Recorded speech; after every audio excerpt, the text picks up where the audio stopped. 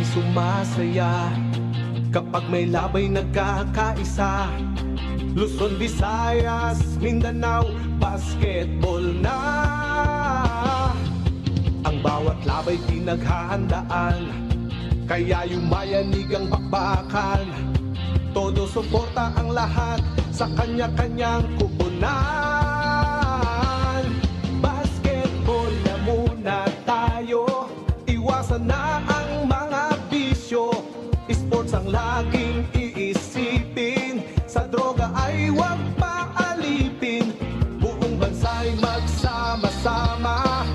In 5, 4, 3, 2, 1, MPBL na! MPBL na! Yan ang liga ng bawat Pilipino, sa Luzon, sa Visayas at Mindanao. MPBL na! Yan ang liga ng bawat Pilipino, sa Luzon, sa Visayas at Mindanao.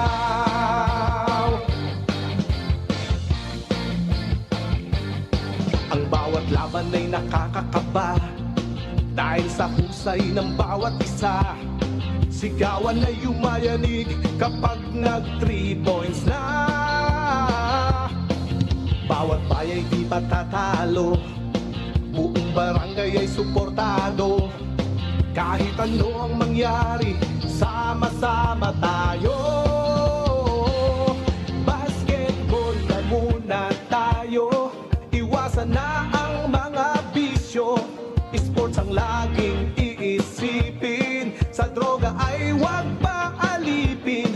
Buong bansa'y magsama-sama. In 5, 4, 3, 2, 1, MPBL na! MPBL na! Yan ang liga ng bawat Pilipino, sa Luzon, sa Visayas at Mindanao. MPBL na! Yan ang liga ng bawat Pilipino, sa Luzon, sa Visayas at Mindanao. Sa Luzon, sa Visayas at Mindanao. MPBL, Maharlika Pilipinas Basketball League.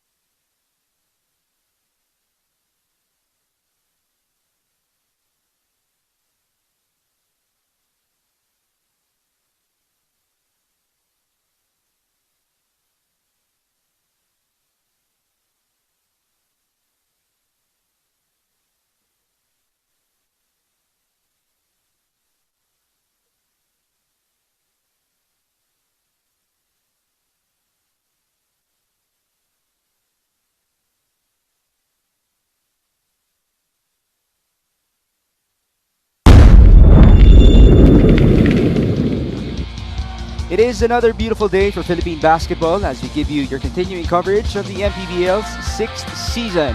We are coming to you live from the home of our league's inaugural season champions, the Batangas City Coliseum. Beginning things with Bicolandia and Bataan. We will feature one team coming off of a big-time victory versus Bulacan. Shaq Alanes was clutch for Bicolandia against the Cuyas. They won that game by a single point. On the other end, for the Bataan Risers, Ives Sazon and company, they fell short against Caloocan Batang Kankalu on the road, losing by 8 points. And so, will this day be a day of redemption for these Risers?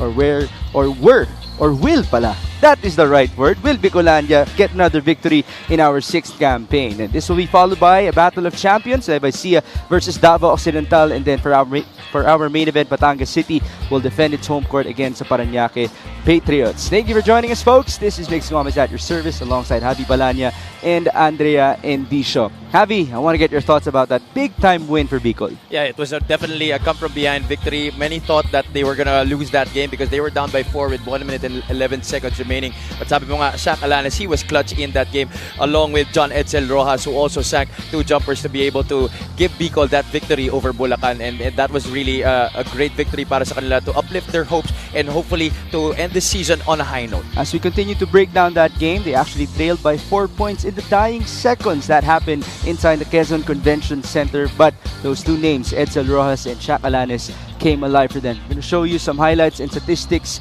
of that previous outing by these Oragons, who, by the way, will be playing with 10 players here in our outing in Batangas City. And so, there you go. We present to you the numbers. Maaga sila na catch up dito itong Bicolandia Oragons. They were down by 5 after the end of the first, down by 7 at the half, and entering the 4th quarter, they were actually only down by 2 points. And both teams were able to taste the lead in the 4th quarter, but then sabi nga natin, with 1 minute and 11 seconds remaining, Bulacan went up by 4, and then Alanes and Rojas were able to hit big shots, and then Kerbangeles actually had a chance to give Bulacan the victory in that game, but he bungled 2 attempts that enabled the Bicolandia Oragons to end up with a victory. You could see here the numbers, halos pareho lang naman in terms of field goal percentage, but they dominated the boards. They were +8 in that department. That enabled them to push forward and get the victory, as well as the big shots by Alanes and Rojas. On the other end, for the Bataan Risers, it was the 3rd quarter between them and Caloocan that was the biggest difference in that outing.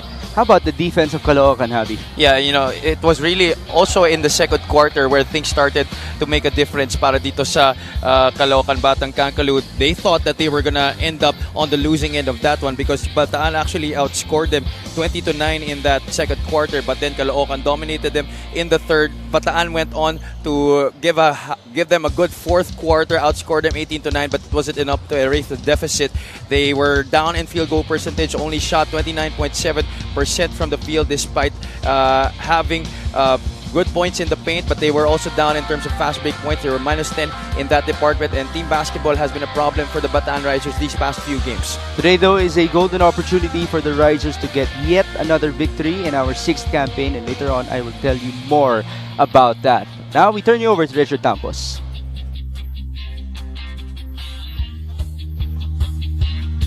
A pleasant afternoon and welcome to the 2024 Manny Pacquiao's MPBL Season 6 presented by Extreme here at Batangas City Coliseum. Our first matchup is Bicol versus Bataan.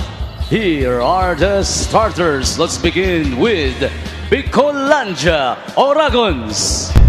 Guard number 20, Justin Alfonso. Forward number 23, John Rojas. Playing center number 27, Chris Javier. Starting at guard number 32, Shaq Alanes. And at forward number 55, Lordy Casajeros. The head coach is Raymond Valenzuela. Assistant coaches Jun Dizon, Matt Sia, and Maverick Chua. The team manager Aldrian Ang Lim. Team owner is Mark Tan. Now the starters for one Bataan Risers, Kamaya Coast. Small forward number 2, Carl Bringas. Guard number 10, Jeff Santos. Playing center number 14, Alex Ramos. Guard number 18, Tutoy Ramirez. And at power forward number 39, Jamil Gabawan. The head coach is Goody Ilagan with Rene Baina, Ogie Gumatay, Brian Gorospe, Prince Cruz, Louis Cortina, Marvin Molines, and Frederick Francisco. Assistant team manager Shai We have our starting fives brought to you by Sports Max, powered by Play Max, the official online entertainment partner of the MPBL. Win to the max. It's Justin Alfonso with Shaq Alanes, Chris Javier, Edsel Rojas, and Lordy Casajeros for Bicolandia. And then it's Adrian Ramirez with Jeff Santos, Alex Ramos, Carl Bringas, and Jamil Gabawan for the Bataan Risers. Thank you for joining us. This is Mix Gomez at your service alongside Javi Palanya, and Andre Endicio is our courtside reporter here in Batangas City. And let me begin by sharing to everybody that the Bataan Risers have won against Mindoro. That was their biggest win of the season so far. Their other wins were against teams with worse records compared to them. And one of those teams who actually qualify in that category is this team of Bicolandia. And so, one might argue that yes, this is a golden opportunity. Another person might argue that this is practically a must-win for them. Definitely, it hasn't really been a good season para sa kanila. We've already seen that through their team standings. They were very optimistic going into this season, had a pretty good roster coming into this year, but things just didn't pan out. They were able to get guys like Mitchell Maynes to join the team, and then even new guys like Carl Bringas, young guys, but it just didn't really pan out. They had to let go of RV Bringas. James Castro wasn't his same self. He was in and out of the lineup due to various injuries and different reasons, and so the Bataan Risers weren't able to have a crack of making the playoffs this year, just like they usually do. But this is, as you said, a golden opportunity for them to be able to finish the season strong. And hopefully, these last few games might actually serve as a quote-unquote tryout for the next season kung sino yung mga i-retain nilang mga players. So there's our argument for Bataan. That was a beautiful alley-oop to Alex Ramos following the bucket of Jamil Gabawan. But now, as we focus on Bicolandia, their wins were against Bacolod, Imus, and Bulacan. Also teams were worse than them in terms of our win-loss records. If they actually win against these Risers, this would be their biggest win of the season. And for Bicol, it really was puzzling to us at the start why they started to lose a number of their games, because this is not a weak team. Ang problema lang talaga, nagkukulang sila ng mga spots sa kanilang roster. If you look at the players that they have, a lot of veteran presence in their lineup, and it's actually a mix of veteran players and young guns who are able to perform well on the court. But it's their defense that has been a big problem, and a big a reason of that is because madalas 10 players lang sila naglalaro. That is the case as well for today in Batangas City. Again, we'd like to remind everybody that RJ Deles will not be available for them. Marvin Lee as well, and Rafi Reyes. That's why these players have had to play different roles for the Oragons, as Carl Bringas was able to score on the break. Bataan is off to a fantastic start. They've been really pushing the basketball, trying to go into their early offense, not waiting for Bicol to really set up their half-court defense. Shaq Alanes attacking. He scored the first 3 points of Bicol in this game. He just missed with his layup. And here's Jamil Gabawan on the move. Pass inside. That's tapped away. A steal for Lordy. Casajeros, he's been like a LeBron James type for Bicol in the past couple of games, almost averaging a triple-double. Now it's Edsel Rojas. Handoff to Shaq Alanes. He was fouled. Parang naging combination nga dito para sa Bicol. Ito si Shaq Alanes at si Lordy Casajeros.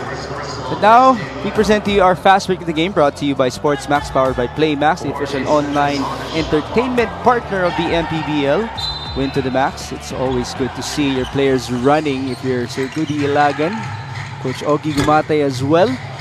It's a miss by Alanes, but have you just mentioned the duo of Bicolandia at Casajeros and Shaq Alanes? Kind of like how LeBron James and Steph Curry were for Team USA in the past Olympics. That's practically how they are for the Bicolandia Oragons, especially in the latter part of this year, as Bataan scores again on the break. Alanes, in the past 3 games, has averaged 27 points for Bicolandia. Here he is on the move. It's a miss on his layup, while Casajeros, his averages in the last 7 games, very impressive. 15 points, 11 rebounds, and 8 assists. That's a good assist by Jamil Gabaon finding Alex Ramos. But again, the defense of Bicol not holding up there. On the initial drive, there was help, but nobody coming to help the helper. This is our play of the game brought to you by Suzuki. Gabawan giving it up to his co-big man. That is assist number 5 for Bataan already in this matchup. Limited rotation defensively right there on the cut by Alex Ramos. There was help on Jamil Gabaon, but nobody rotating to Alex Ramos for that last basket. It is a good start for Bataan. They're up 12-3 with 4 minutes gone by.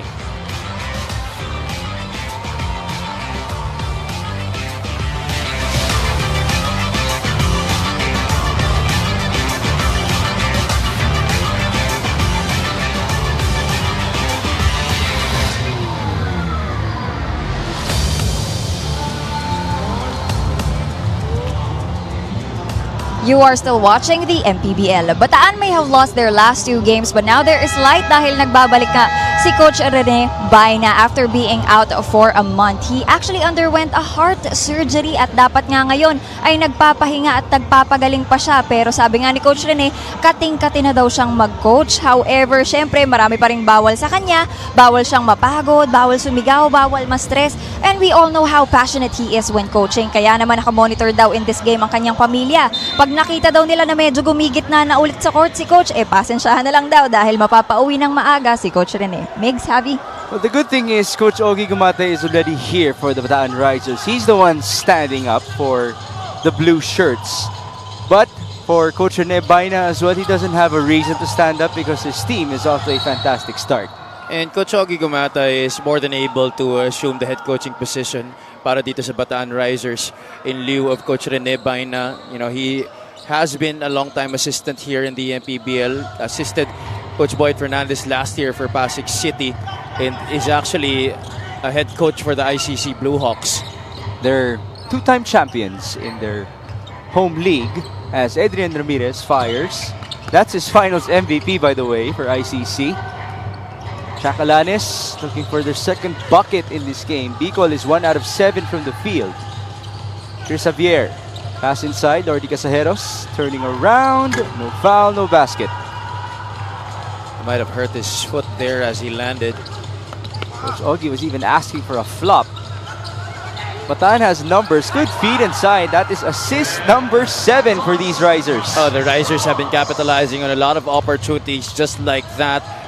Ititira na lang, ipapasa pa. That's exactly what happened earlier before the timeout that Bicol called when ito si Jamil Gabaon made the pass to Alex Ramos. Same opportunity the previous play.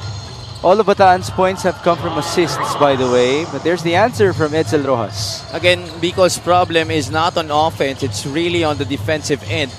And especially, it's going down when the other team tries to make a run in transition. To Javi's point, Bicol gives up 95 points per game. That's the second most allowed by any team in our league. Right now, Bataan is on pace to score 100. Casajeros pulls up and misses. Rebound for Lordy. He attacks and feeds.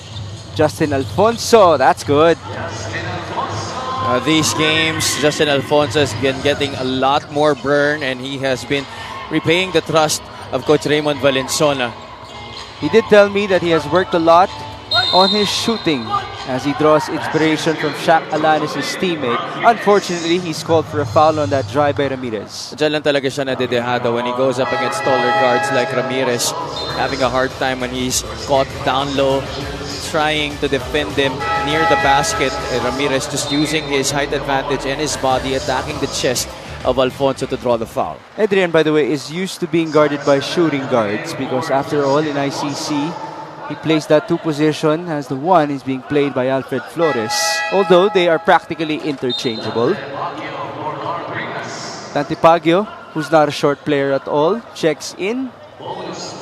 He joins Sazon, Octobre, Ramos, and this man, Adrian Tutoy Ramirez, who converts from the line. Now he will be subbed out. Pasok dito sina Robbie Darang at Raymark Acuno. If there's one guy who benefited from the change of system this year of the Bataan Risers, it is Dante Baguio. He turned out to be one of the more exciting players to watch at the start of the season for the Bataan Risers. Although, of course, consistency will continue to be a challenge for Mr. Baguio himself. Shaq Alanes shoots. That's good. His second three-pointer. As long as he's able to set his feet, get his shoulders squared to the basket, more often than not, it's going to be a basket para kay Shaq Alanes. Alanes did tell me that in terms of confidence, it's right in the middle of his 3x3 confidence and his Pasay confidence, which is pretty high, by the way, as Yves Sazon, ever so confident, was able to convert. That's right. That guy never runs out of confidence. Even if he keeps missing a string of shots, he's going to look forward to the next shot and the next shot and the shot after that. Kahit nasabihin pa nating bad shot ang tinitake niya times 10, he will never hesitate. As now, Sazon is called for a foul. Just the problem for Yves this season, it has not been a very consistent season para sa kanya, although he has been able to average in double figures. Take a look at that last play, the setup for Shaq Alanes. There you see it. There are times when Shaq Alanes just hoists up a basket when his feet aren't set and his shoulders aren't really squared to the basket. Most of the times that will miss para sa kanya. That's one of his bad habits. Now it's Casajeros missing. Rebound to Rafi Octobre. Forward to Dante Baguio. Dante almost traveled. Bataan is up by 9. Under 3 minutes to go in the opening frame. Robbie Darang, screen by Rafi. They go to Yves. Short. Rebound to Baguio. Dante soars and he scores. Bataan can certainly use the full strength of their length in this game. They definitely have that advantage, especially also in the height department. They have so much tall players who are also mobile. If you have Baguio at the 3 position, that's definitely a big advantage for you. He's the one trying to guard Shaq Alanes right now as Rojas turns around and Edsel is fouled. And despite being lower in terms of height, offensively, Bicol, they do have very capable scorers, just like John Edsel Rojas, a very undersized big man who switches between the 3, 4, and 5 spots this season. He's been able to show us that he can be able to score in different ways. That wasn't the case though when he was in his hometown of Palumpon, Leyte. Sabi niya, hindi naman daw katangkaran ng mga tao doon. Kapag sa flag ceremony, automatic nasa dulo siya dahil siya ang pinakamatangkad. That's why he got used to playing the big man position. The farthest that he was stretched with was that 3 position, that small forward that he had to develop eventually because transitioning to Manila, alam naman natin, iba ang basketball dito. Playing a big man early on in his career certainly helped him here in his role with Bicol. This is Rafi Octobre, misfiring, rebound, Shaq Alanes. Driving, Alanes will miss. Octobre, yep, that's a walk. There was a lot of contact on that drive by Shaq Alanes. Not sure why our referees didn't call. There was a hit on the forearm and the elbow. But maybe because it was him who initiated that contact, kaya di tinawagan ng ating mga referees. It's kind of like a ball don't lie moment for Shaq Alanes as they get possession once more with this baseline inbound. Ooh, knockout play! Lordy Casajeros will score! Punong-puno na ng experience itong Bicolandia Dragons. They can pull off those kinds of plays in an instant, especially against this Bataan 5 on the floor. Those were the first 2 points, by the way, of Lordy Casajeros. He has a rebound and 2 assists to his name as well. It's like a triple-double watch day in and day out for Lordy as now they will get possession. Take a look at that last play off the hizzy right there.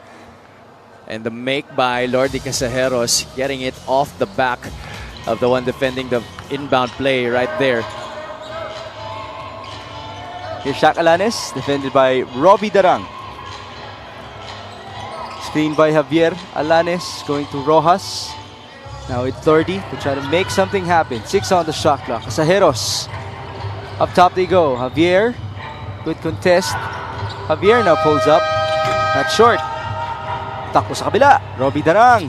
Dante Baguio. Layup. Yes. One guy who knows how to lead a fast break is definitely Robbie Darang. Seeing that he had the lengthy and long Dante Baguio on the left side, gave it up right away for the easy finish. That's the 19th and 20th inside points in this game for Bataan against the 4 of Bicol. Oh, nice block by Dante Pagio. Casajeros on the recovery. No good. And here's Robbie again, leading the break. Narang to Octobre. Rafi gives it up. Pagio is blocked on the other end. Bicol has 9 seconds to work with. They're also down by 9. Alanes, 2 seconds. Bounce pass Javier Rojas had to lean in. He could have shot that ball already, much to the frustration of Shaq Alanes. As professionals, you have to be able to be aware of the game clock all times that you're on the floor. And that last time, Bicol wasn't really that aware of how much time was left. They were able to run a good play, pero naubusan sila ng oras dun. But a strong start for the Bataan Risers, moving that ball around. They had 9 assists, actually 7 of them in their first few shots. Almost all of their baskets came off passes, and they used their length and height, and they were able to run off the Bicolandia Oragons early in this game. After all, it's only the beginning for Bicol, but then again, if you're Bataan, you'll gladly take this beautiful start of yours. This first quarter score is brought to you by GameX. GameX Sports, official online basketball lending partner of the MPBL. Basta ending, GameX.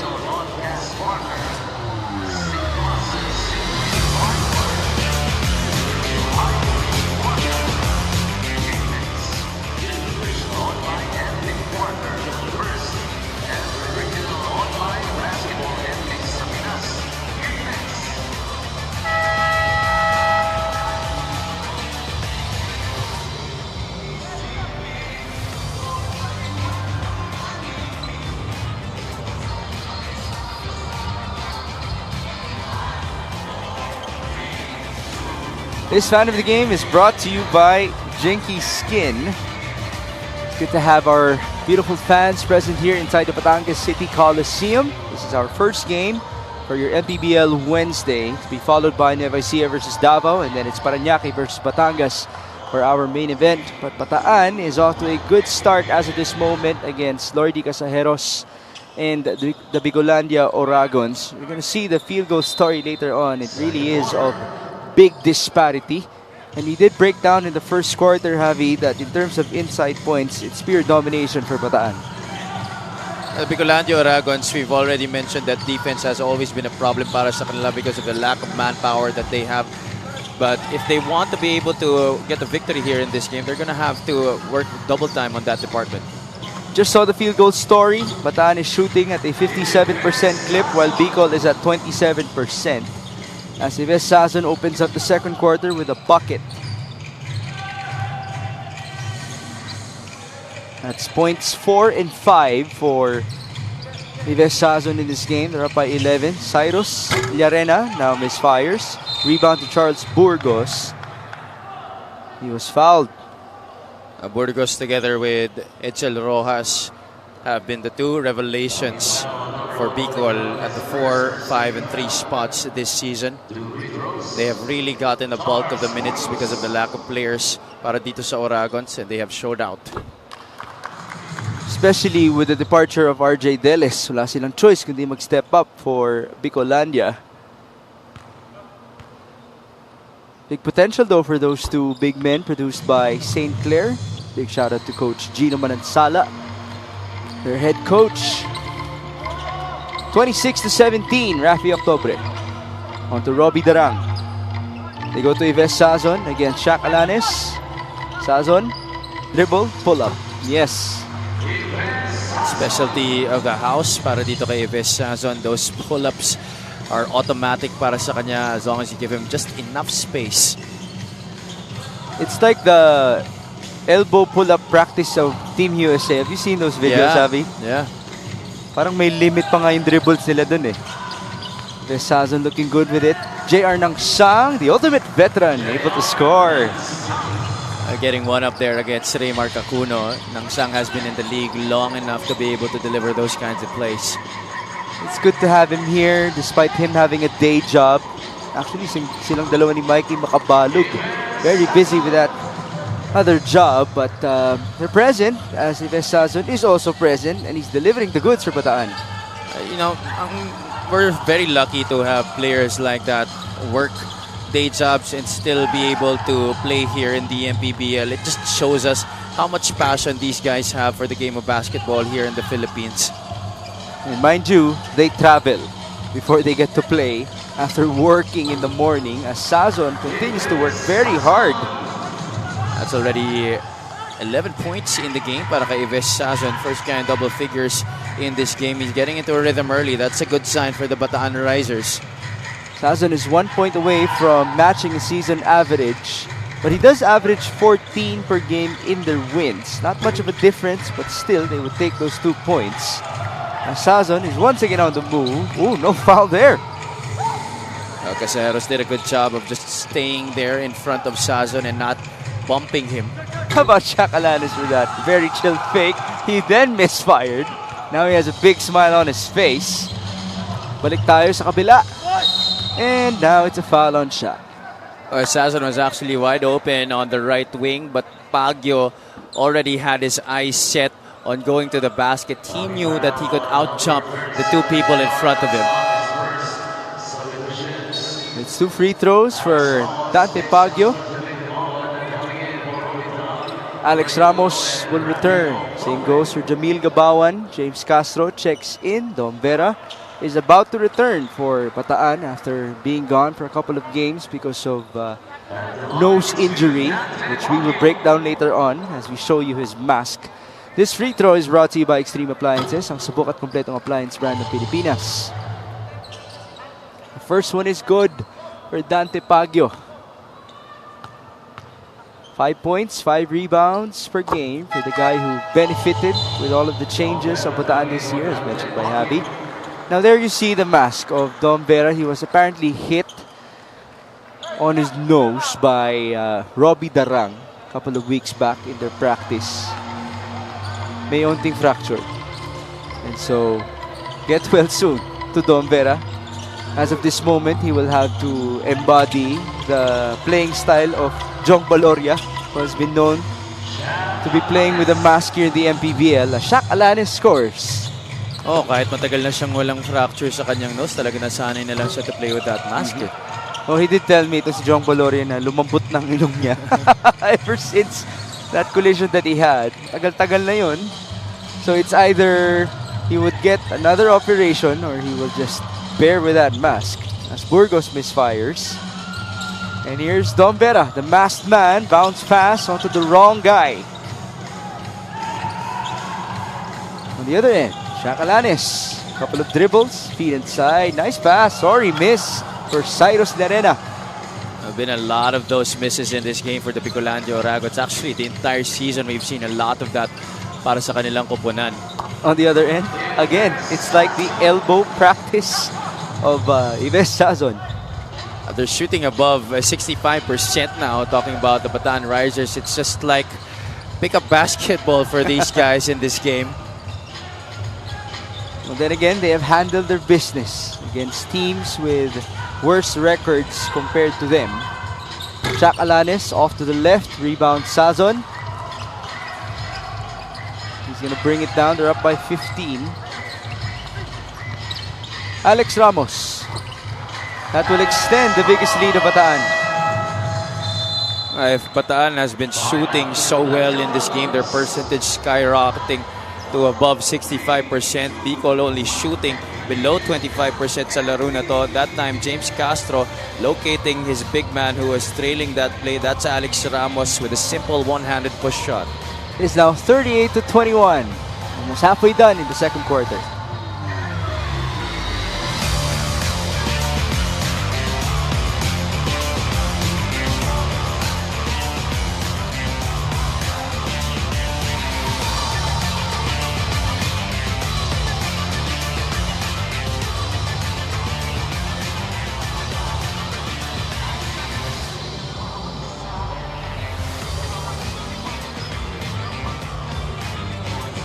So here's the story of Ives Sazon in the previous game. He was only 2 out of 13 from the field. His average is actually 33%. Of course, he would want that to get higher. But then again, this is a high-volume shooter, Mr. Sazon. And in that last game against Caloocan, only attempted 13 shots, so only make 2 field goals. And here in this game, he's off to a fantastic start already with 13 points, the only guy in double figures, and very efficient at 6 of 8, including 3 rebounds for Bataan's main man this season, Ives Sazon. Now let's hear a story from Andrea Indicio.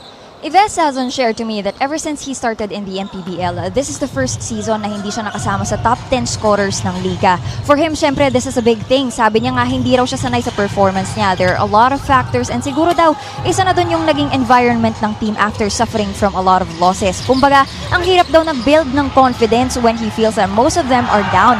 Pero ngayon, yan na raw ang challenge sa kanya bilang isa sa matagal na sa liga. Paano niya raw maiangat hindi lang ang kanyang sarili, pero pati na rin ang kanyang team. That's his new goal, to bring back his old sharpshooter self and that spirit of One Bataan. Back to you guys. Well, it seems like that conversation that Ives had with Andrea sparked things up for him at the start of this game. After all, he's off to a very efficient start. Same goes for his teammates, by the way. James Castro just converted, and now it's a 19-point advantage. You know, whatever works for you, if you motivate yourself that way, you'll certainly welcome that, especially if you're a team like the Bataan Risers who have lost their identity this season because of various changes, a change in system, a change in coaches, a change in roster. That's why your main man also had to encounter some struggles in adjusting to these changes this season. That contributed to them really struggling. As Ramirez scored for Bataan, it also did not help that they lost a couple of games against teams with better records. At masasakit yung mga talo na yun. They're not the heartbreak team of the MPBL in our 6th season. Walang tatalo sa Pangasinan. Oh yeah. But Bataan has had a handful, and we got a feel for them as well. That's Chris Javier missing. Rebound to Alex Ramos. It's 42-24. Don Vera to Jamil Gabawan. Talk about a guy who's used to winning. Gabawan is a champion himself. It's Ramirez giving it up to Jamil. A layup and a miss. And here's Cyrus Lerena. He's on the move. Lerena, 1-2. Yes, sir. I've been able to play with Cyrus a number of times in pickup basketball, and he's really been working hard on those kinds of reads on the break. Whenever he has the basketball, he uses that as an opportunity to be able to develop those kinds of moves, because alam niya there would be a time in his career where he would have to hold the basketball a lot and handle it up the court. Is there like a go-to move or maybe even an unguardable move of Cyrus Lerena? Sa ngayon, di ko pa napapansin eh. Pero right now, really, he just really shows that he loves going right. Okay. That means you defend left when you're covering him. Kapantayan mo ba siya nung pick-up game na yun? Yeah. Kasi yung pick-up game na linalaroan namin, man-to-man yung depensa din. And it seems like this is a type of guy who's not afraid to use his body as well. Definitely, he has the frame for that, to be physical and to be able to draw some contact against his defenders. One thing he is also trying to work on is his jump shot. Just saw a guy who can shoot. Kent Lau is making his return for Bicol, by the way. He's had some fluid drained from his knee. Actually, dalawang tuhod na yun na nakapag-drain ng mga doktor ng fluid mula sa kanya. It's usually the problem of old age. 30 years old na rin naman si Kent Lau, so medyo nararamdaman niya na ang kanyang katawan as James Castro scores. That's so funny because I had fluid drained from my knee when I was in high school. Oh, really? So you really overused yourself, your knees. One reason why I also chose to just retire early. That was a lot of trouble for me. Well, as long as you're healthy now. Yeah. Akala ng mga doktor ko dati uric acid. Hindi pala. Marami lang talaga tubig sa tuhod. That's why, kids, take good care of yourselves as you are young. Alex Ramos just scored, by the way, for Bataan. Assist story, 15-8. The lead is 20. Kent Lau will fire. That's good. And that is what they missed from him. You know, he's a serviceable big man when he's healthy. Itong si Kent Lau was a pretty decent role player when he was in college. Tumawid siya dito sa MPBL, was able to contribute in the teams that he played for. And that's one thing where he can deliver in outside shooting. This 3-point shot is brought to you by Extreme One-Stop Shop Appliances. More often than not, you'll find Adrian Lau, or sorry, that's not Adrian Lau, that's Kent Lau popping out for those 3-pointers. That reminds me, where's Adrian Lau? Oo nga, no? Is he with Negros? Adrian, if you're watching, if you're hearing this, feel free to message us. Please holler. We do miss you on the court. We haven't seen him in a while. That's why we forgot now what team he's played for. Here's Shaq Alanes, giving it up to Chris Javier. On to not Adrian Lau. Kent, no handoff. Up top to Chris Javier, who fires. Too strong. Rebound onto Ramirez, forward to Rafi. Octobre with some patience. And it's all worth it. A good idea for Octobre to slow things down there on that break after getting the pass from Ramirez, attracting those two defenders to leave Jamil Gabawan wide open for the easy 2 points once again on the fast break for the Bataan Risers. We have 45 seconds before halftime. Cyrus Arena is able to convert. A long-time bedista looking to become the spark plug for the white shirts in this game. They're going to need more of that. Let's see the replay. Goes through the screen, a little brush pick set there by Kent Lau, and then a couple of dribbles getting into that 20-footer. Ito si Cyrus Llarena. It's his way of showing you, Javi, that he's been working on his move to the left and his jumper as well. 42 seconds before halftime. Bataan is up by 17.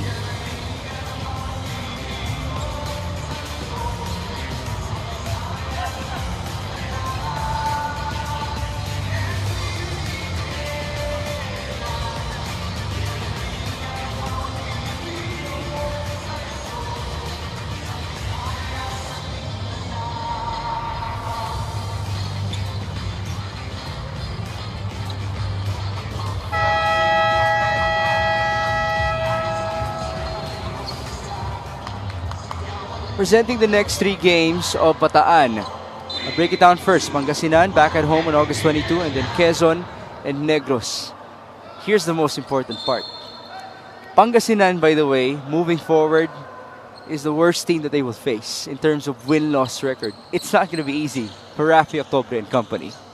And that's why they will try to use this game as a springboard for them to prepare for that Pangasinan game, especially because the Heat Waves are really hungry for victories now. At this point, it's not really up to them if makakapasok pa sila sa playoffs ngayon sa ating Northern Division.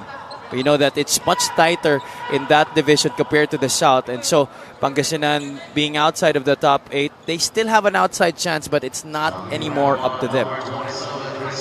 And by the way, since we are already at the latter third of our season, this is when we usually start saying that some teams might not make it into the playoffs, but this could be their last push, some sort of investment for them to end on a good momentum for the season that might be carried over for our next campaign. And para dito sa Bataan, you know, a lot of young players dito sa team na to this season. And so next year, they're gonna have to make a decision whether to keep this young core, if they're really gonna start rebuilding this roster with this core of young players, or will they try and move forward to sign more veterans and see if they can start to keep winning next year and make a return to the postseason. We shall wait and see, but now there's 3 seconds remaining. Javier turns around and scores, and that's going to do it for our first half. Cyrus Llarena was pumped up after that play. Let's see if that is actually the spark plug that they have been looking for. Well, earlier, Bataan was already nearing to be up by as much as 20 points. Let's see the Bigs lead for these Bataan Risers. It was 20. This halftime score is brought to you by GameX. GameX Sports, the official online basketball lending partner of the MPBL. Basta ending, GameX.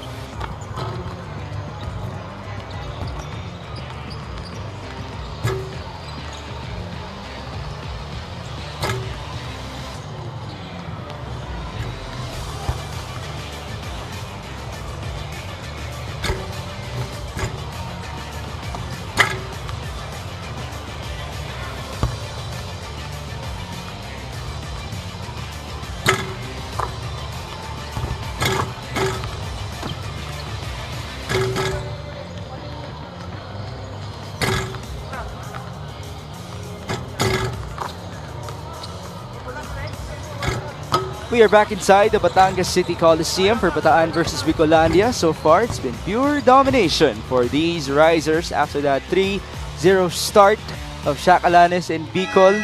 Wala nang panagot itong Uragos, especially with this beautiful, efficient play of the risers. It was full steam ahead for the Bataan Risers after that basket by Alanes to start the game, shooting a very high 61% from the field. And despite having more attempts, Bicolandia just unable to make most of those shots. They were also dominated on the glass as well as in the inside, and the reason for the increase in inside points production para dito sa Bataan Risers is because a lot of those points came on the break para sa kanilang koponan.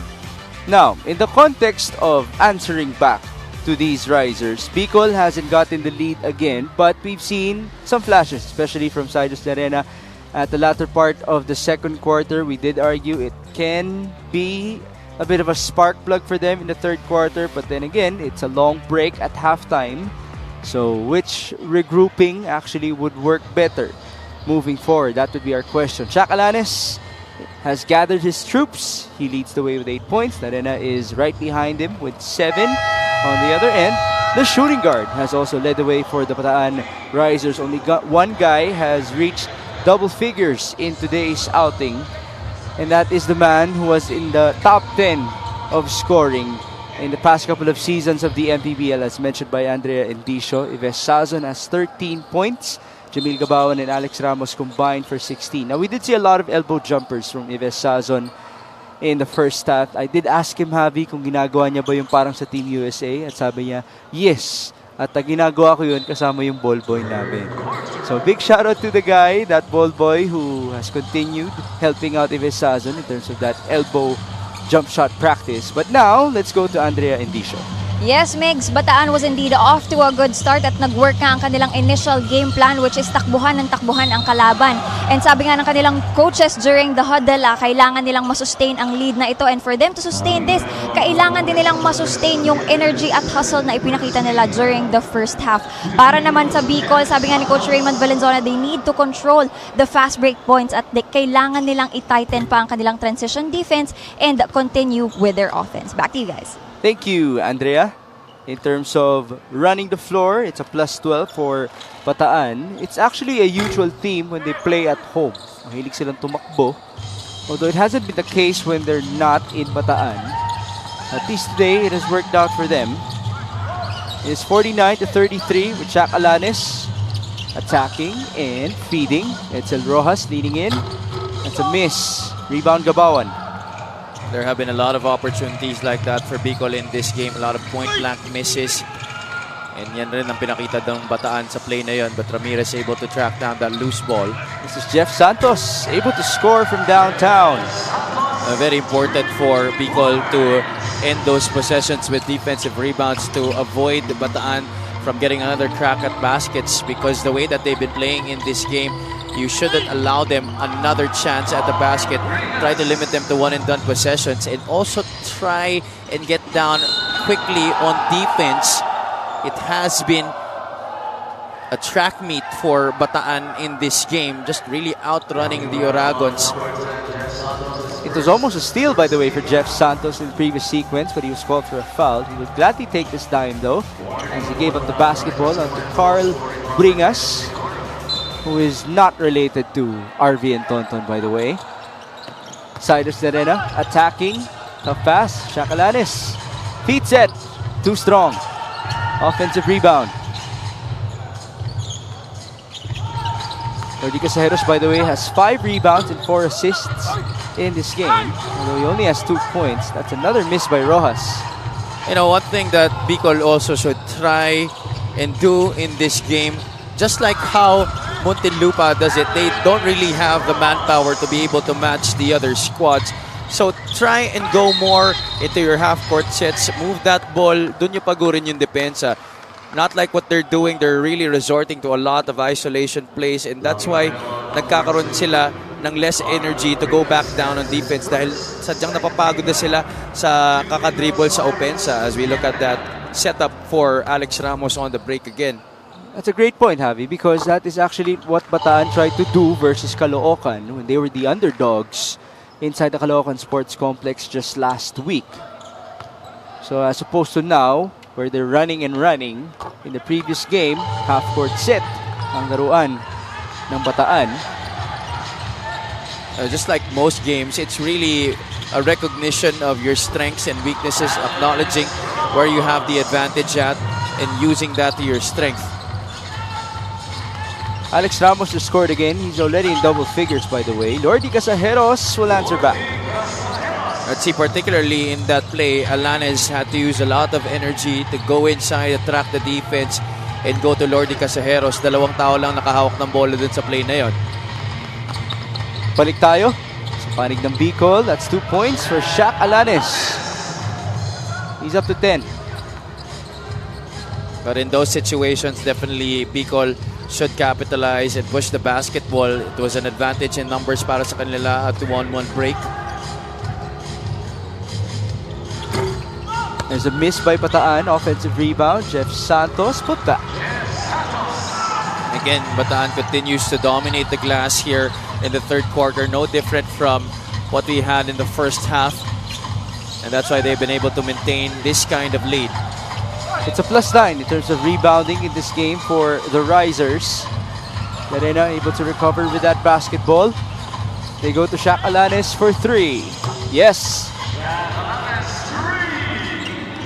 As long as those threes hit, they have a big chance of cutting down into this deficit. But again, I cannot reiterate it more. They need to string together a number of stops. That's the third 3-pointer of Shaq Alanes, by the way. It's a putback though for Alex Ramos. He's piling up his stats in this match of 14 points and 6 rebounds for Alex. You see, you play defense until the very last moment. There you force a stop, a lucky one in that last play. But then you allow Bataan to get the offensive rebound again and wala nang bumabantay dun sa next basket. Another miss by Bicol. We're back with Jeff Santos. Wide open for the layup. Sorry, miss. Offensive rebound. Kabawan tracking it down. On to Jeff Santos with a fake, and he's fouled. Bicol is just falling right into the trap that Bataan is setting up for them. They're just going inside, trying to see where Bicol will commit mistakes. This 3-point shot is brought to you by Extreme One-Stop Shop Appliances. Not a mistake there by Shaq Alanes, who has 13 points in this game. We always argue that he's a guy capable of scoring 20 in a quarter. He's gonna have to start now to give themselves a chance. But now, let's give a chance for Andrea Indicio to report. Although Shaq Alanes is putting up good numbers for Bicol, sabi nga niya, iba pa rin pag umuuwing panalo. Right now, ang mindset daw niya is if the doors are not opening, he will try and open it himself by showing up and showing what he can do. He knows that opportunities are out there. Kailangan niya lang talagang gawin ang part niya. Kagaya daw nung ginawa niya nung college. Kwento niya, during his first 2 years, he had to work hard to earn a spot in the lineup. And because of his hard work, nakasecure daw siya noong third year niya where he became the top 3 scorer in the NCAA and also became one of the NCAA All-Stars. So even if the environment is hot enough to burn you out, Shaq is using it to make a stronger and sharper sword. Back to you guys. That's a guy who definitely knows that whatever opportunity is given to him, he can maximize it. He recognizes the fact that right now he's putting up the numbers. He might be getting scouted as of this moment, and next year, who knows? He might be a part of a contending team. Yeah, that's always been his story. Bata pa lang siya when we were part of that junior NBA batch in 2008. He always was a guy who had the chip on his shoulder, wanted to prove himself time and time again. Wasn't always the biggest name. Actually, hindi talaga siya napapansin agad-agad. He always had to prove himself time and time again. That's been the story of his career, and I'm very happy that he's here right now in one of the biggest stages of Philippine basketball. I mentioned his 27 points per game in the last 3 outings of Bicol, but in the last 7, it still is at the high at 23 points per game for Shaq Alanes, including a 38-point outburst against Pangasinan, which is the season high by any player in our campaign so far. There was a basket made by Charles Burgos, but they're still down by 20. Over halfway done in the third quarter. Ives Sazon, the pull-up, and the miss. Forward pass, there it is. Charles Burgos, one guy to beat, the spin, and the make. a good pitch out. The recognition by Bicol, seeing that Burgos was leaking out. This fast break of the game is brought to you by Sports Max, powered by Play Max, the official online entertainment partner of the MPBL. Win to the max. It's fast break points numbers 5 and 6 in this game for Bicol against the 19 though of Bataan. Can they continue? They're still down by 15.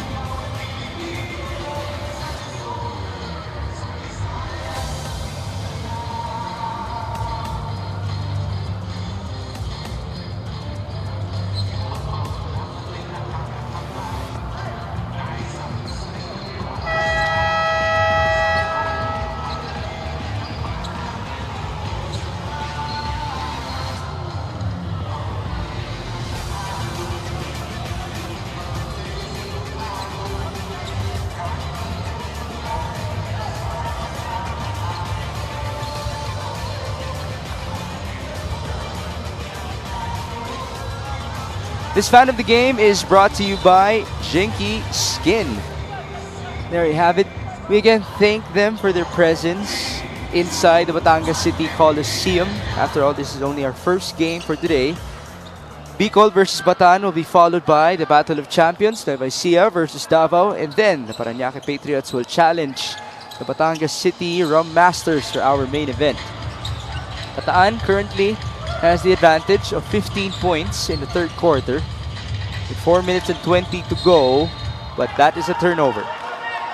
Well, the Risers shouldn't be complacent here, even if Bicol hasn't been playing good basketball for most of this match. They are still an MPBL team, a professional squad filled with veterans, so they have to be wary of the capabilities for them to catch up. In terms of turnovers, by the way, Bataan has turned the ball over 6 times in this game. It's been cleaner for Bicol at 3 turnovers as a foul is called on Charles Burgos. I had to emphasize on that because Bataan is number 1 in the league in terms of turning that ball over. They haven't been too efficient with it at 16.5 turnovers per game. It's been playing with different types of styles this season that has really kept Bataan from taking care of that basketball. It's been a lot of learning for these risers, especially the young guys, with Robbie Darang given the keys to the offense for this year instead of the usual guy at that position in James Castro. With the new lineup, the new rotation for Bataan, came the statistic of 23 minutes per game. So nobody actually averages more than 23 minutes per game in this lineup. Ives Sazon is the guy who plays the most, averaging 22 minutes per game. 13 players average double-figure minutes played. It's been well balanced for them. Dante Baguio with a breakaway two-handed jam.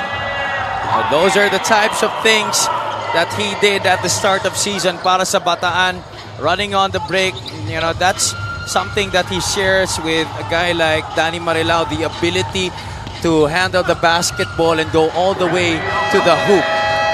Speaking of going all the way to the hoop, it's 2 points as well for Rafi Octobre. Back-to-back baskets for the Bataan Risers. This is the breakaway for Dante Baguio. You argued Danny Marilao. I would argue Dennis Santos was also giving us a couple of highlights in the season, and I had to bring him up because Dennis Santos is the idol of Dante Baguio. I'm sure he will be proud to see that highlight of Mr. Baguio himself. More importantly, it's back to a 21-point lead for the Risers.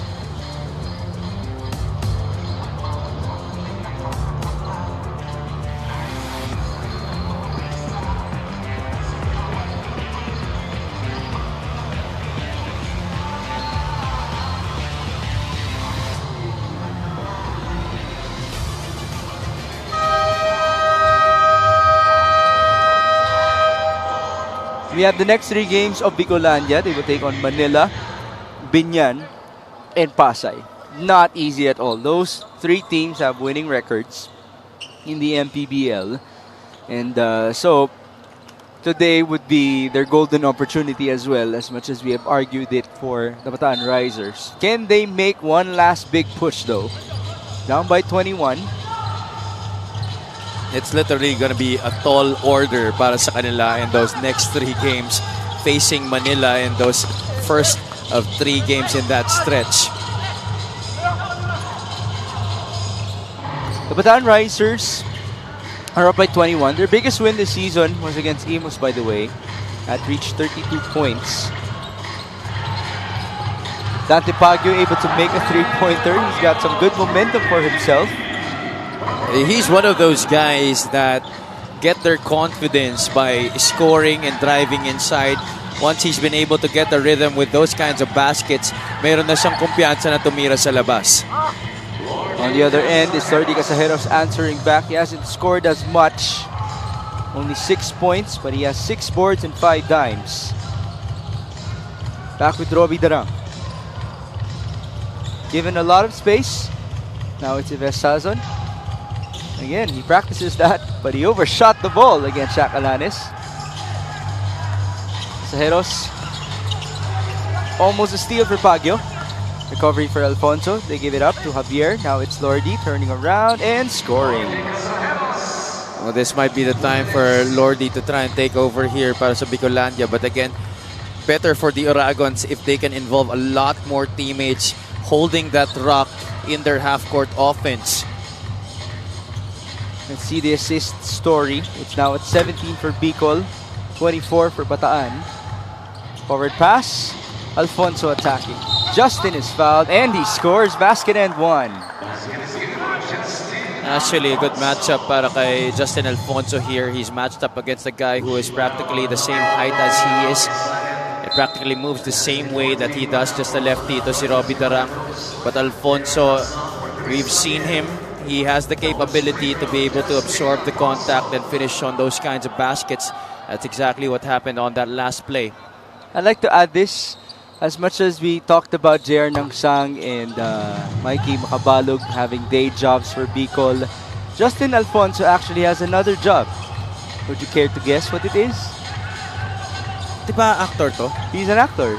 So he used to be featured on Disney Plus in a show with John Stamos, the guy from Really? Full House. Yeah. It's a basketball series as Yves Sazon makes a 3-pointer. But now, Justin Alfonso obviously is back here in the Philippines and he will be starring, or he will be a part of a series that will be released this August. I'm not gonna say anymore kung saan pa yan, kung anong series na yon, but best of luck to him. Kaya nga nung previous game daw nila, as we get to see this highlight of Yves Sazon making a 3-pointer. There's the drop for Yves. Justin Alfonso wasn't able to celebrate the win with his teammates because he had to go straight to shooting from Quezon Province. Now, this free throw is brought to you by Extreme Appliances, ang subok at kompletong appliance brand ng Pilipinas. One more thing about Justin Alfonso, he actually is a script writer as well. Wow, that's incredible. Do not be surprised if he will be producing maybe a film or a series anytime soon here in the Philippines. Oh, that's very impressive. Ilan taon na ba ito si Justin? We gotta confirm that. But obviously, he's young. Itsura pa lang naman, bata yan. Sabi nga niya sa akin, eto, balik basketball tayo. Dito sa MPBL, nade-develop ang kanyang maturity. Mabilis pa ang laro sa mata ni Justin Alfonso. Yan, hindi na. Kay Yves Sazon. Sanay na yan sa ating liga. And those are the things that Alfonso has to learn if he does want to extend his career here in the MPBL. Robbie Darang noticing that he had a trailer in Yves Sazon, just turned his back, made the pass with a shovel, and got Sazon the opportunity to score once again on the break. That's his first basket here in the second half. Sazon extends the lead to 20 points for Bataan. And the 30 seconds to go before the end of the third. Lordy Casajeros. Couple of jabs. Ooh, he almost walked. JR Nangsang backing down against Akuno. He's blocked. And here's Robbie Darang on the move. Robbie Darang all the way. There's that trademark speed we have been familiar with seeing from Robbie Darang. Hasn't really been very aggressive in going for his shots dito sa ating laro. There's a foul on the other end on that drive by Lordy Casajeros. A little bit too aggressive there was Dante Baguio. Ang problema for Bataan here is kung masyado sila manggigil dito laban sa Bicol, that's gonna be something that they have to work against. So tamang balanse lang ng aggressiveness at gigil. Actually, hindi nga eh. Walang gigil at all. Dapat, Aggressive lang. That's the perfect mix. This is Lordy Casajeros at the line with 2.5 to go before the end of the third. Good to see that smile from Lordy. The LeBron James of Bicolandia. He converts. 13, 8, and 6. Another triple-double watch for him. Ives Sazon. He will beat the buzzer.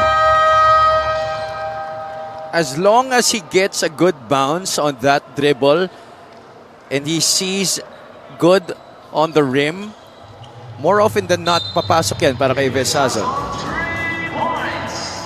There you go. Ives Sazon.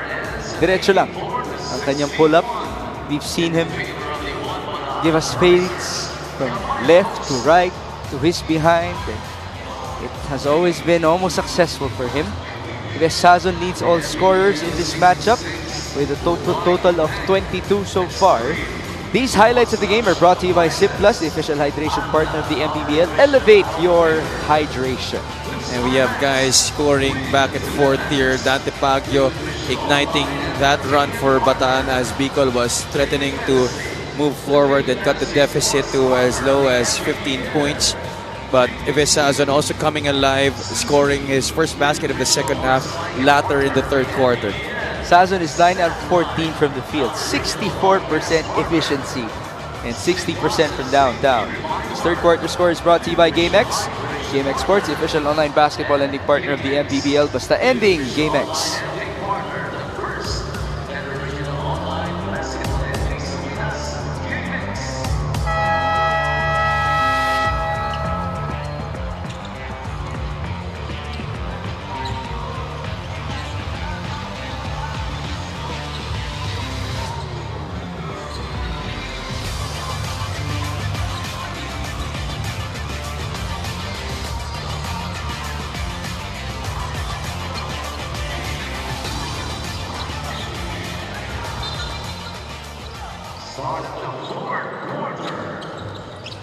We begin the fourth here in Batangas City. It's Bataan versus Bicol.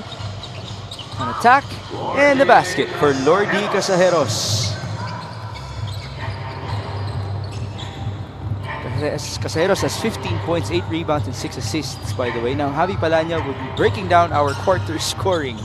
Oh, that certainly was a very big quarter para sa Bataan Risers as Bicolandia was threatening to cut into the deficit, which was as high as 20 in this game. We shall check. It's 24 now. 24 of the Risers responded at the second half of that third quarter. That's why they were able to reach 35 points despite Bicolandia scoring 28 in the third period.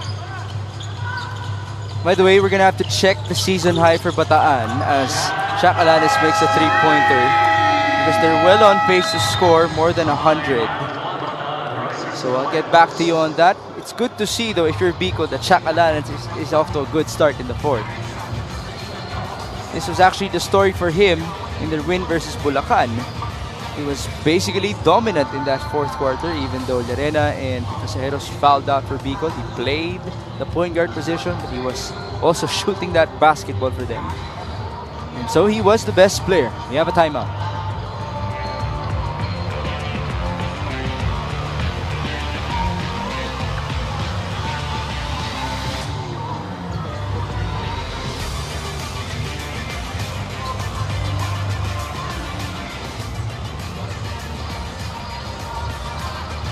Presenting our Suzuki, muscular and sporty fan of the game, just like the Avenus. Do more and achieve more with a muscular and sporty scooter from Suzuki, the Avenus. Oras na para magmotor. Miss Shai Evangelista joins us once more from the sideline. The mother of these Bataan Risers, taking good care of them day in and day out. If you would actually ask these players of Bataan, they're so happy with how the franchise has taken good care of them. So, they have been loyal to it as well. Now it has paid off. They're up by 18. The Astro Boy, no foul. 8 on the shot clock. Ramirez, leaner. That bounces in. It's just really weird to not see James Castro be the same dominant, exciting player that he was in previous season for the Bataan Risers. But maybe now, there's a shift in terms of his role, being the veteran for these young guys. Speaking of veterans, Chris Javier was able to make a three-pointer. And so it is now 86-89. Ramirez going to Alex Ramos, adding 2 more to his tally. Ramos already has 16 points and 7 rebounds in this game. It's a steal. Ramirez on the move. They have numbers. Tutoy will feed Gabawan. Basket and 1. If Bicol continues to try and go with the pace that Bataan is playing with in this game, this lead will continue to balloon. It will lead to a lot of opportunities like this for the Risers. That was a 3-on-2 break led by Tutoy Ramirez, setting up Jamil Gabawan for that end one opportunity. So now we have seen a total of 37 fast break points for Bataan in this game. It's 10 points, 5 out of 6 shooting for Jamil Gabawan. I mentioned that I was going to look for the season high of Bataan. It's actually 103 points in their win versus Mindoro.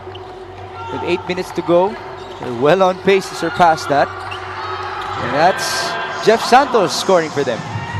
Jeff Santos in this game, he's known as an outside shooter, but he has had a lot of opportunity to attack the basket, putting the ball on the floor, and actually even setting up a lot of his teammates in this game.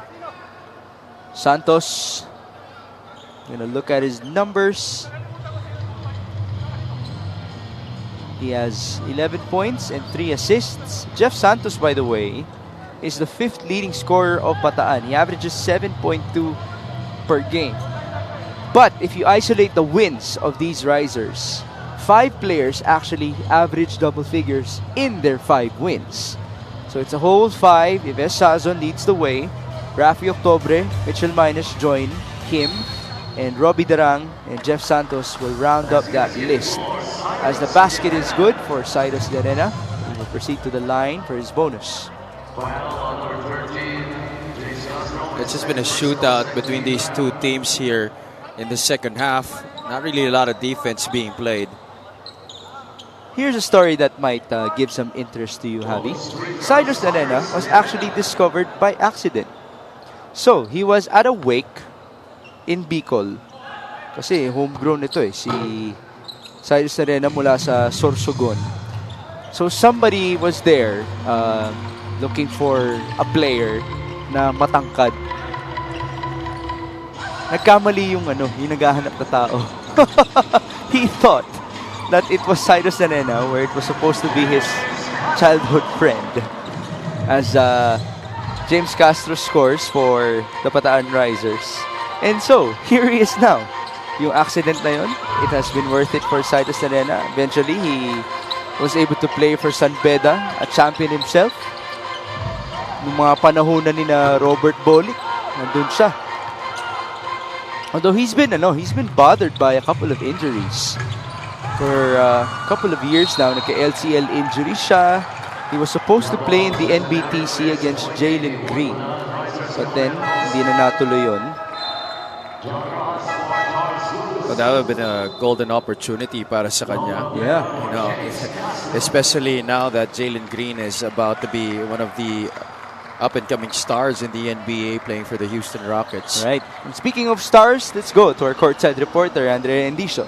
Although Bataan is holding the lead, the coaches are still not satisfied sa performance ng Risers, especially on the defensive end. If we can remember, Bicol was at 33 during the end of the half and finished the third quarter at 61 points. Kumbaga questionable daw yung naging depensa nila. And just like you said, Migs, earlier, they want to build something in this game that they can carry over sa kanilang next game against Pangasinan. Sabi nga ni Coach Rene Bay na offensively, okay naman kami, but defensively, we need some good quality defense to carry over in our next game. Back to you guys. Thank you, Andrea, for that report. Obviously, there still is a lot of hope for not only one, but both of these franchises moving forward, even though you have a record that's not so promising so far. Again, it's never too late to keep on improving. We did see a dunk, by the way, by Alex Ramos. as Andre was reporting. We got to see that again. There was a lot of power in that slam. Hung on the rim for a lot of emphasis.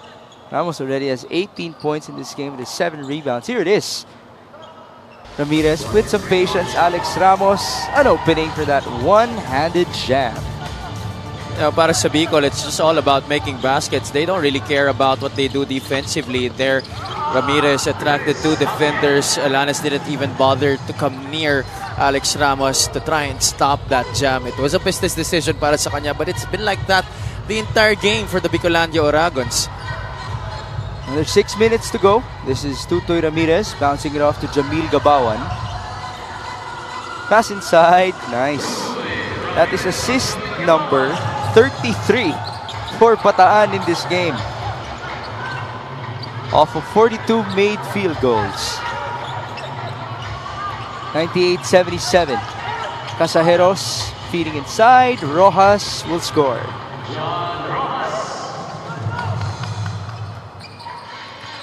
Rojas now has 6. Casajeros has 8 dimes. So, nakuha ulit ni Lordy ang kanyang LeBron James numbers. 59 and 8. Jeff Santos fires. Nope. Rebound to Cyrus. And while he has the ball, let me correct myself. He wasn't with Robert Bolick, by the way. He was with Tony Inot back in the day. Actually, Tony Inot started having his increased minutes when Cyrus Llerena got injured. I'm not saying that Tony should thank Cyrus, but that's how it played out. Oh, that was a strong team that also had, I think, Justin Sanchez that was also part of that roster. Ang daming up-and-coming stars dun sa team na yun eh. Na nagsilipatan na rin yung iba eh. They're gonna play for CSB, right? Yeah, In the Inot and next Sanchez. season. The CSB certainly doesn't have a shortage of big names in their player pool, even for the coming seasons. Even in their short stint here in the MPBL, Justin Santos and Tony Inot definitely made their mark. Couple of subs here for Bataan. They're 4 points away from achieving another or a new season high in terms of points in a game. That's by their whole squad. One guy on the floor is Rafi Octobre. So far in this game, Rafi has 2 points, which makes him 7 points away from reaching 1,000 in his MPBL career. Can he reach it? 4 minutes for Rafi to do so. Dom Vera. Bounce pass to the wrong guy. Here's Cyrus Llerena. Up ahead, Llerena with a 1-2, and he scores.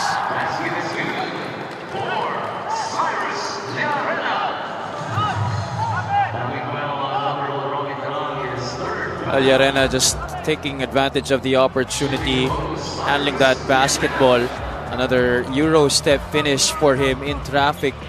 A former San Beda standout, getting an end one opportunity this time.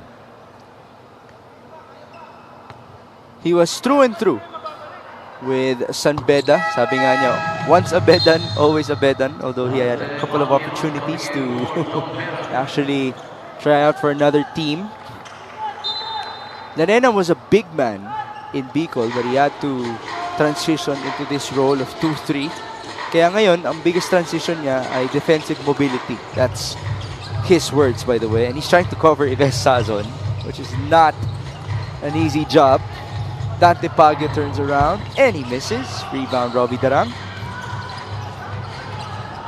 Now they go to Rafi Octobre. Robbie shoots. Off to the left. Rebound, Carl Bringas.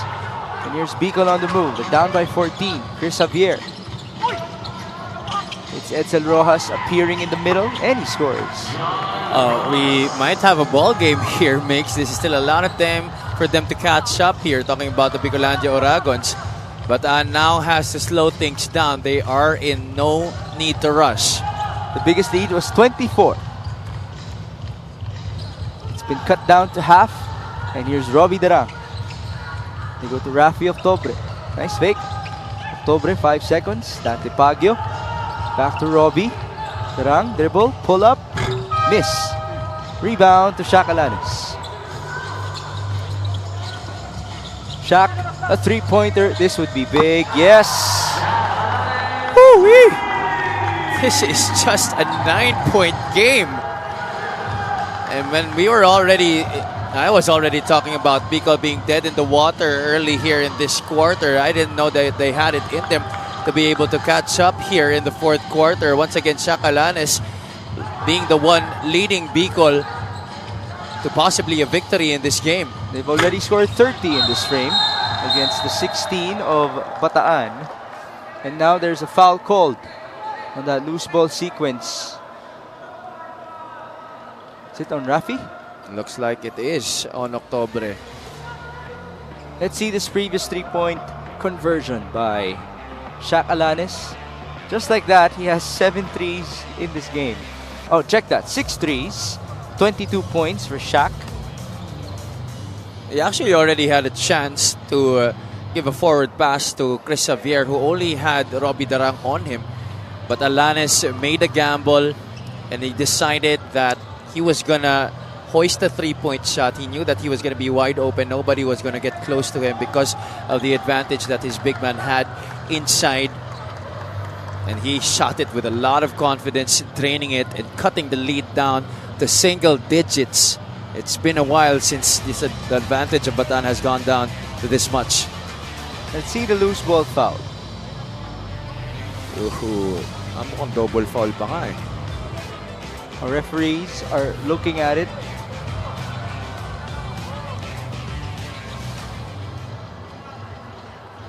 The first signal was a double foul on Octobre and Casajeros. If that happens, we're going to have to resort to the possession arrow, which now points to the Bicolandia Oragons currently. We're seeing our fourth quarter field goal story. Decent, 50% for Bataan. Mataas na yan, but 11 out of 13 is just too high for Bicol. So that is 85%. Is the math correct? Yes. Yes.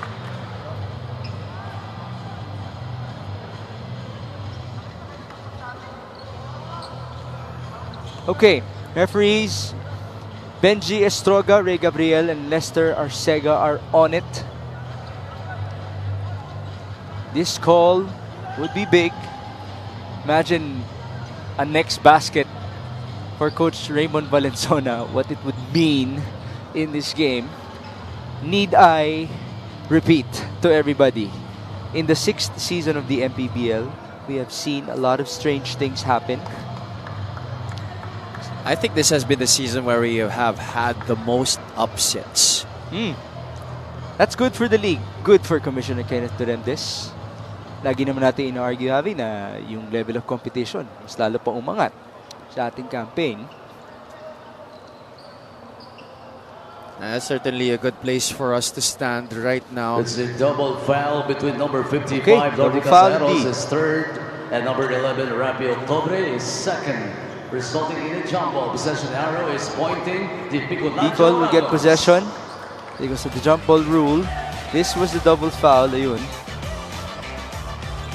They were locking arms there, talking about Octobre and Casajeros. Okay, Shaq Alanis will inbound. Here's Cyrus Llarena.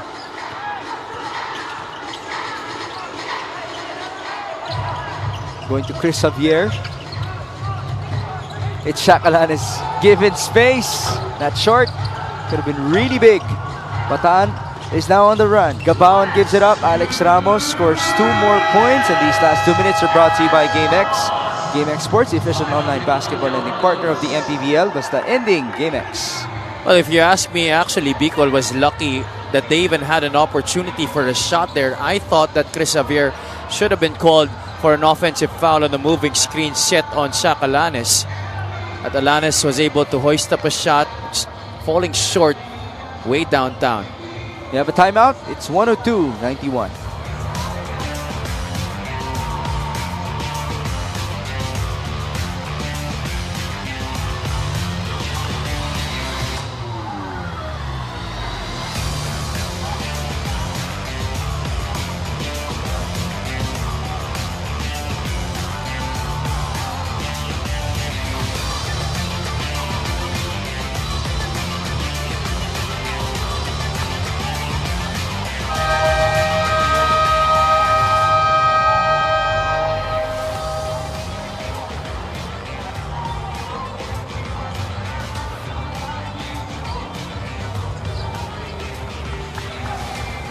Nagbabalik po ang Maharlika Pilipinas Basketball League, ang liga ng bawat Pilipino. We are inside the Batangas City Coliseum where Bicol is still looking to pull off a comeback against Bataan. They were down by as many as 24 points, but they have owned the fourth quarter, outscoring Bataan 30-18. Chris Javier, 8 on the shot clock. No handoff. Javier escapes. He's blocked by Alex Ramos. And because of that defensive sequence, it is a 24-second shot clock violation. I don't know what Rojas is trying to argue with our referees na tumama daw sa ring or something like that. It was a block. The shot clock does not reset after a block. And what a game for Alex Ramos. Oh yeah, indeed. 20 points, 7 rebounds, 2 blocks, and a slam dunk. Can't forget about that. 90 seconds to go. Bataan looking for win number 6. Ramirez trying to secure it. The defense for Bicol has turned down a notch here in the dying minutes of this fourth quarter after they've shown a lot of improvement for the most part of this period. Well, the points are coming at the perfect time for these risers, up by 13. If they continue to hold on to this advantage, then they would complete the sweep in terms of the teams lower than them in the team standings. But we would have to remind everybody that moving forward, it's not going to be an easy schedule. In terms of their opponents, the risers' easiest opponents would be the Pangasinan Heat Waves in terms of win-loss records. Everybody else higher in the standings, as now we have the first challenge of the game. By the way, this is also the season high for Bataan in terms of points scored by their team in a game, surpassing their 103 versus Mindoro. We shall take a short break.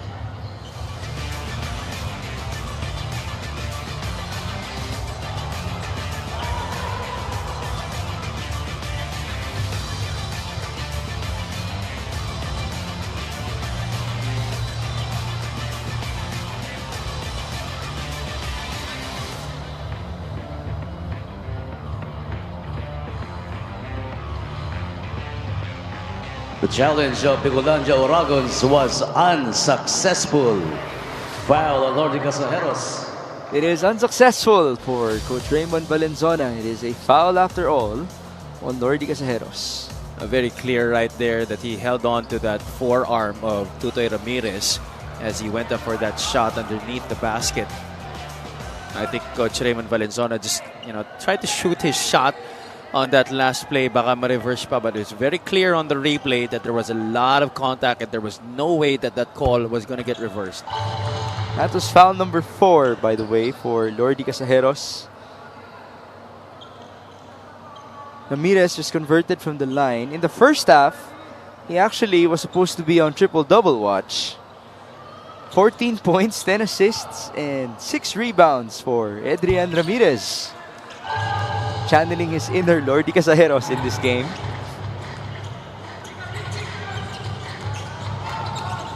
Here's Lordy. 17, 9, and 8 has his numbers.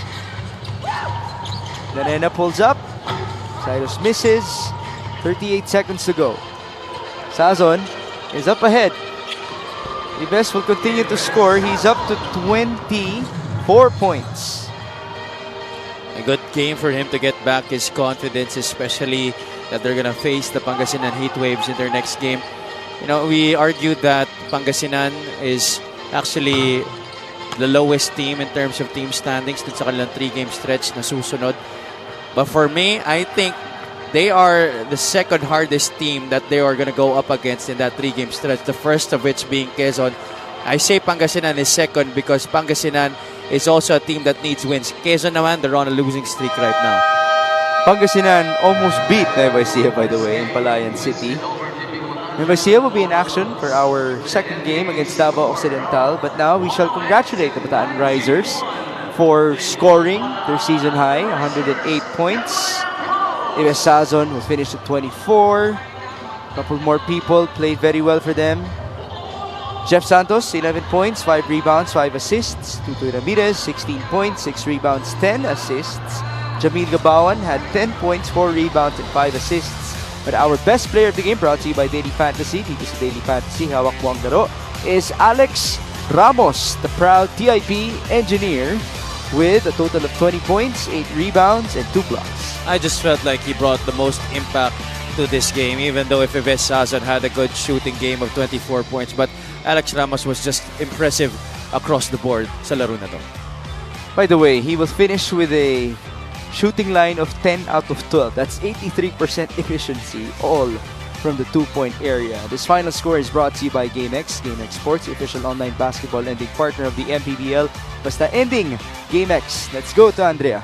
Thank you, Migs. Our daily fantasy best player of this game, walang iba kundi si Alex Ramos. First of all, congratulations. Alex, scoreless ka in your previous game and compared to your season averages, talagang ibang-iba ang ipinakita mo sa larong ito. And this is actually your career high performance. Bakit nga ba maganda ang pinakita ni Alex Ramos ngayong gabi? Una sa lahat, nagpapasalamat ako kay Lord na bigay itong win namin, yung game na to. Yun na nga, dahil sa mga coaches, sa mga players, nagtutulungan kami sa depensa, opensa, kaya yun yung resulta. Mabigat ang susunod niyong makakalaban, ano, at nabanggit mo na nga, depensa, opensa, and defensively, offensively, ano pa bang kailangan niyong i-improve para sa susunod niyong laban against Pangasinan? Yun lang, siyempre kailangan makinig sa mga coaches, sa ibang sa assistant coach namin na kung ano yung ituro dapat gawin namin para sa game na susunod. Definitely, tuloy-tuloy ang improvement. Meron ka bang gustong batiin o pasalamatan? Binabati ko yung family ko sa Infanta Quezon, tsaka yung girlfriend ko si Ilan Porlas.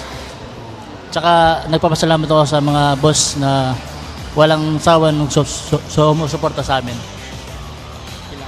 Alright, thank you so much. Once again, that is Alex Ramos, our best player of this game, brought to us by Daily Fantasy. Dito sa Daily Fantasy, hawak mo ang laro. Back to you guys. Thank you, Andrea. Congratulations to Alex Ramos and the rest of the Bataan Risers who have handled their business against teams, again, who are lower to them in terms of our team standings. Let's see if they can continue to step up in their next games. But up next, we shall feature another rendition of our Battle of Champions and FIC Rise Vanguards going up against the Davao Occidental Tigers. It's Season 4 versus Season 3, champions of the MPBL. Thank you for joining us. For Andrea Indicio and Javi Palanya, my name is Migs Gomez. At magbabalik pa po ang Maharlika Pilipinas Basketball League, ang liga ng bawat Pilipino.